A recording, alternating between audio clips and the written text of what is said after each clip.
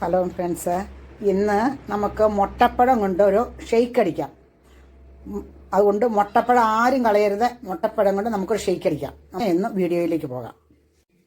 അതിനായി നമ്മൾ ഒരു മുട്ടപ്പഴം എടുത്തിട്ടുണ്ട്.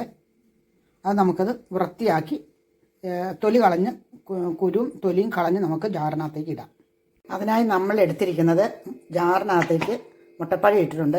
അതിലേക്ക് കുറച്ച് മാത്രം, കൂടുതൽ വേണ്ട, ശകലം മാത്രം ഇട്ട് വെച്ചാൽ മതി. അതിനായിട്ട് അതിനെ ഒന്ന് അടിച്ചെടുക്കാം. പഞ്ചസാര ഇട്ട് അതൊന്ന് അടിച്ചെടുത്തിട്ടുണ്ട്. ഇനി അതിലേക്ക് കുറച്ച് പാലൊഴിക്കാം.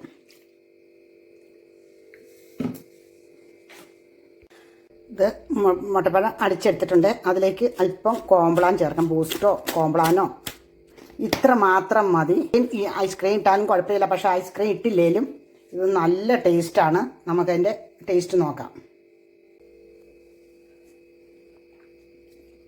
നല്ല ടേസ്റ്റാണ് കേട്ടോ.